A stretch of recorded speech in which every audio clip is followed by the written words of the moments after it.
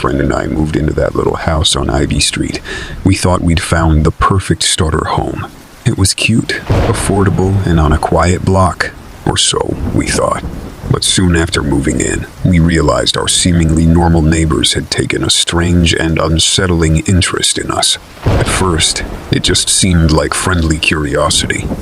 The older couple next door, Ray and Elise, would wave excitedly whenever we were in the yard.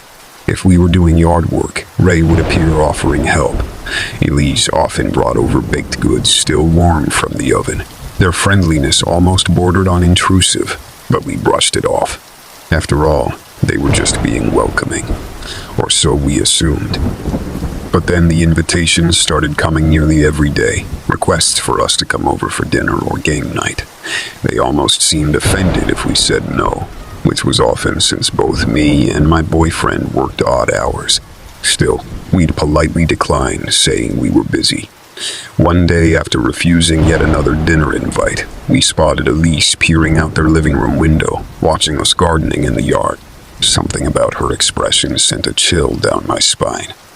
She had a strange, unsettling look in her eyes.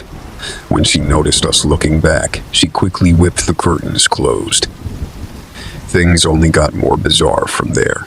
We'd constantly notice Ray lurking by their living room window with a pair of binoculars. If we were in our yard, he'd be watching us while pretending to read the newspaper. Once in the middle of the night, my boyfriend swore he saw Ray standing in the shadows of our front lawn just watching the house. But by the time he got outside, Ray was gone. Our once friendly neighbors had become nearly obsessive, tracking our every move. We took to only going in the backyard to avoid their stares. But even then, we'd find them peering out their back windows at us. We tried closing the blinds in our house, but would sometimes still catch them intently gazing in. One night, unable to take it anymore, we decided to sleep at my boyfriend's parents' house across town. But in the morning, we came back to find our front door unlocked. Inside, nothing seemed disturbed, but the feeling of violation lingered. Had Ray and Elise broken in looking for us? Now desperate to be rid of our creepy neighbors, we put up tall privacy fencing and security cameras.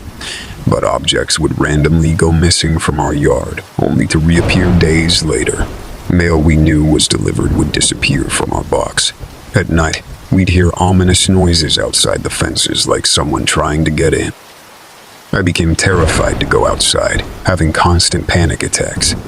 We decided moving was our only option to reclaim our lives. The night before our move, we stayed in a hotel. In the morning, as we pulled up to the house, my blood turned to ice. Spray painted on the front door were the words, "We'll miss you." Ray and Elise stood eerily on their porch, smiling and waving at us as we quickly drove away forever. We eventually moved across the country, far from that house of horror on Ivy Street. But I still have nightmares about those sinister neighbors who became obsessed with us, their unblinking eyes peering in our windows. The feeling of never being alone or safe in our own home. It taught me that evil often hides behind the mask of normalcy, and that monsters can live right next door, quietly stalking you from behind their curtains.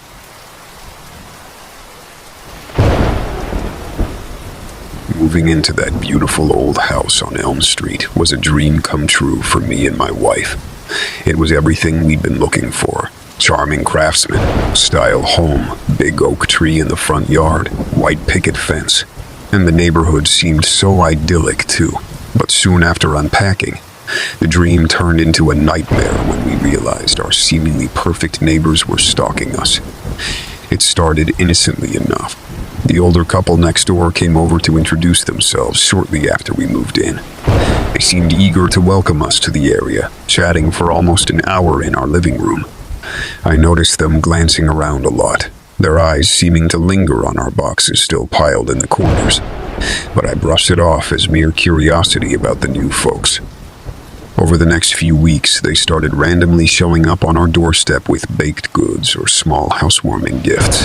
At first, I thought it was nice they were trying so hard to befriend us, but the frequency became excessive, even for friendly neighbors. and they would pepper the conversation with oddly personal questions about our routines, families, past homes. The whole vibe became weird. One afternoon, I was working in the yard and glanced up to see the husband standing at their bedroom window, staring at me. When we made eye contact, he quickly ducked out of sight. A cold chill went through me. Why was he spying on me from his window like that? Things escalated when I started catching glimpses of the couple loitering across the street, watching our house. If I looked directly at them, they would scurry back inside, but as soon as I turned away, they'd be back at their posts, gawking. It was almost like they were studying us, learning our habits. At night, eerie shadows would sometimes pass by our bedroom window. I'd quickly turn on the light, hoping to catch them lurking outside, but no one would be there. My wife was convinced they crept up in the darkness to see if we were asleep. The more it happened, the more unsettled she became. The final straw came one evening when I was grilling on the back patio. As I brought the food inside, movement at the neighbor's window caught my eye. Peering through a slit in the curtains was the wife, watching me intently with binoculars. Seeing her spying on us so brazenly sent a chill down my spine. These people weren't just overly friendly neighbors. They were full-on stalkers, obsessively tracking our every move. We no longer felt safe in our own home. The next day, we installed security cameras and filed a report with the police. But they said the behavior, while disturbing, wasn't criminal yet. Over the following weeks, anytime we left the house, the couple watched us like hawks. At night, the lurking shadows persisted. We eventually moved away to escape their relentless stalking. I'll never know why they targeted us or what exactly they were after. To this day, the memory of their prying eyes peering from the darkness gives me the creeps. They looked so normal and welcoming at first, but behind closed curtains, they were consistently spying on us, utterly invading our privacy in that house. I'm just thankful we got out of there before their obsession turned even darker.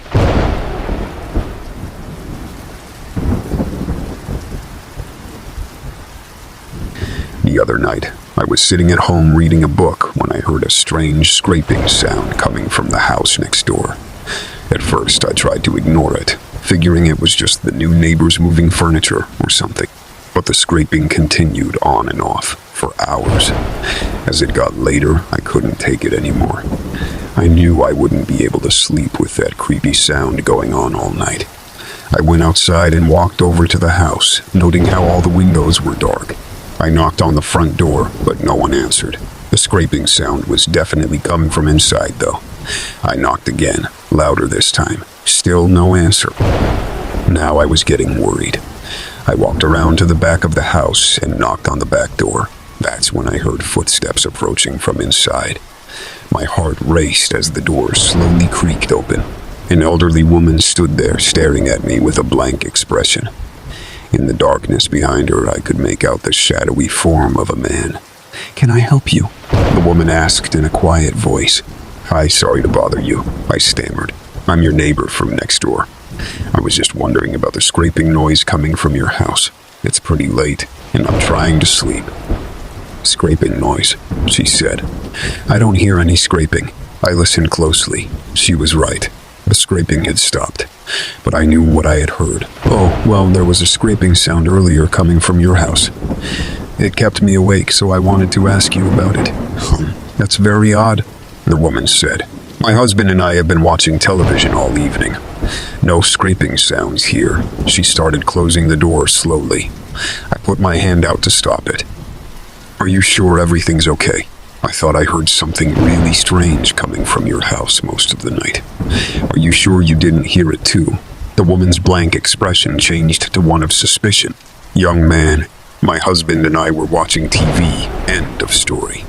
Now please let me close the door and leave us be." Chastened, I stepped back and let her close the door. As I walked back home, I looked over my shoulder to see the curtain on their front window quickly falling back into place. Someone had been watching me. The next night, I was eating dinner when the noises started up again. Rhythmic scraping, sometimes slow, sometimes fast. It was definitely coming from the neighbor's house. I march over there, determined to get to the bottom of this. I pounded forcefully on the front door. When no one answered, I made my way to the back door. This time, I didn't even have to knock. The back door creaked open slowly, revealing the darkness inside. No one came to the door. "Hello," I called out. "I'm your neighbor. Is everything okay?" Only silence answered, but the back door remained open, almost inviting me inside. I hesitated on the doorstep, unsure what to do. "Hello? Is anyone home?" I called again. Still no answer. I took a deep breath and stepped into the house. I found myself in the dimly lit kitchen. Pots and pans littered the counters, caked in dirt and grime. It looked like no one had cooked here in ages. The scraping sound seemed to be coming from somewhere on the second floor. I walked through the kitchen and into a back hall. Creaking floorboards announced my every footstep. I made my way toward the stairs, casting uneasy glances behind me. What was going on here? At the foot of the stairs, I paused. The scraping sounds were definitely coming from up there. "Hello," my voice echoed through the empty house. "I don't mean to intrude, but I heard noises and your door was open. I just want to make sure you're all right." Silence answered me. I placed a reluctant foot on the first step. The ancient staircase groaned under my weight. I ascended slowly, one creaky step at a time. The scraping grew louder at the top of the stairs. A long hallway stretched into darkness. I shivered, wishing I had thought to bring a flashlight. The scraping was coming from behind a closed door halfway down the hall. I felt my stomach tighten with dread as I crept towards it. My heart pounded in my ears. I paused outside the door, one hand hovering over the knob. Did I really want to know what was on the other side? Before I could talk myself out of it, I turned the knob and pushed the door open. The room inside was pitch black. The scraping stopped abruptly. I fumbled along the wall, searching for a light switch. My fingers found it and flicked it on.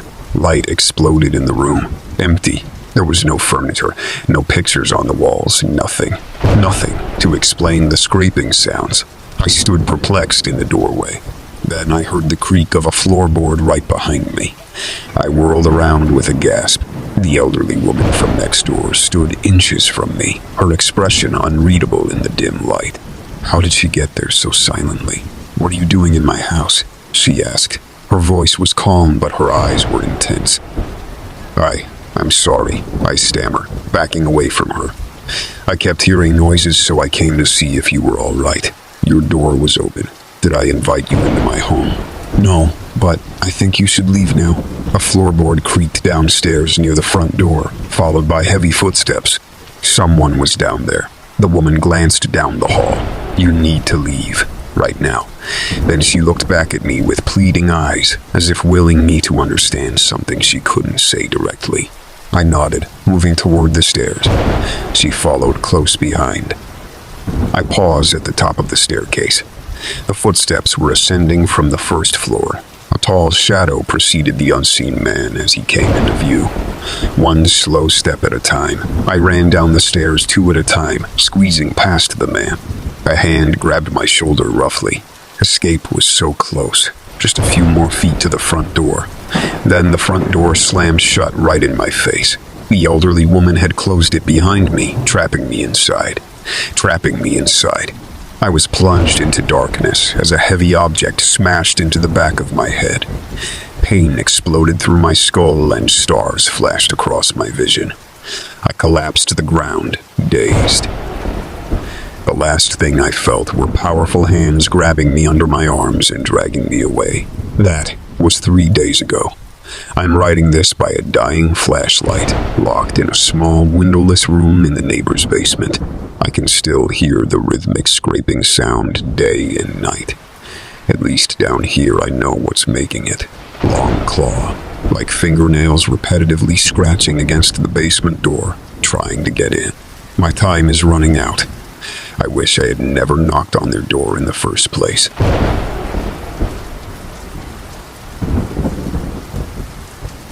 I've lived in my house for as long as I can remember. It's a small two-bedroom place with big windows that let in plenty of sunshine during the day. At night, though, those big windows make me feel exposed, like anything could be peering in and watching me. For the most part, it's a quiet street. My neighbors keep to themselves, waving politely if we cross paths getting the mail or taking out the trash.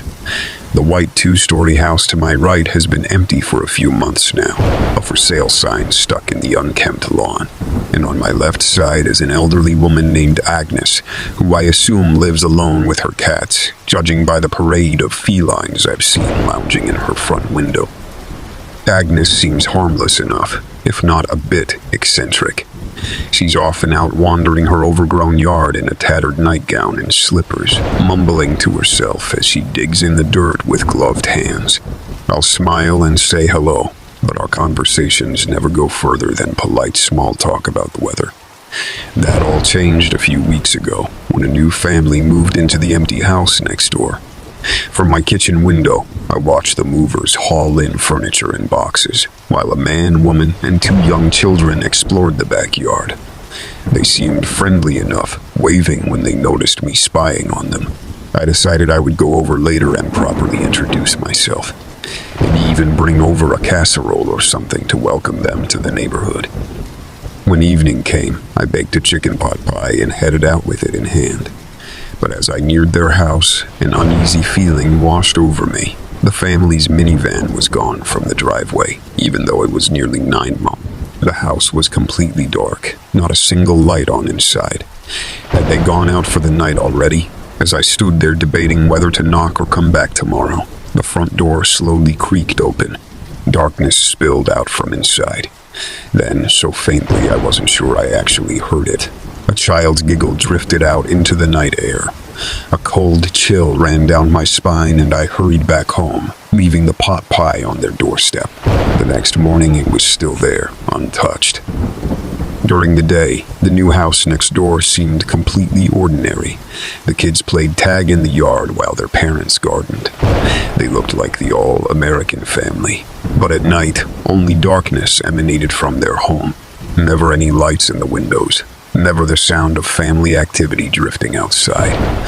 Only that same eerie giggle each night coming from the front door they left ajar. I rarely saw the family leave in their minivan, but somehow they were gone all night, every night. I started to wonder where they went after dark. Why leave the door open while they were away? Why was only a child's laugh ever heard from within? Soon after the family arrived, Agnes started acting even more peculiar. I would often catch her in my bushes, peeking into my windows or rattling the locked back gate. When I confronted her, she said she was looking for her cats who loved to prowl at night. But her glassy eyes told me she was up to something else. The last straw was when I spotted her trying to pick the lock on my front door in broad daylight. "Agnes, what is going on with you? Stop sneaking around my house or I'll have to call the police," I yelled. She shuffled back across to her house, muttering under her breath. All day, I watched her sitting motionless in her living room window, just staring at me. A large orange tabby cat paced back and forth in front of her. Its yellow eyes locked on mine each time it turned to walk back. I had a growing sense of dread that I was being surrounded by something sinister closing in. That night, I woke with a start at a child's shrill shriek coming from next door. I jumped out of bed and ran to peer out into the darkness. Suddenly, my backyard floodlights flipped on, blinding me momentarily. After my eyes adjusted, I saw figures darting across the lawn. 2 small children running on all fours, growling like animals. Their eyes shone bright white in the glare of the lights, reflecting back at me like those of a cat. I stumbled away from the window in shock. What were those demon children doing in my yard in the middle of the night? Just then, my front doorbell rang out sharply. I hesitated, not wanting to get any closer to whatever unnatural things were outside my house. But the bell kept ringing incessantly, so I crept slowly towards the door and peered out the peephole. Agnes stood there staring right into my eye, though the tiny glass. As I watched, She grinned widely, revealing a mouth full of sharp, jagged teeth. Behind her stood the whole family from next door. The mother, father, and those two feral children I'd seen in my yard. Their skin was pale and eyes shone bright.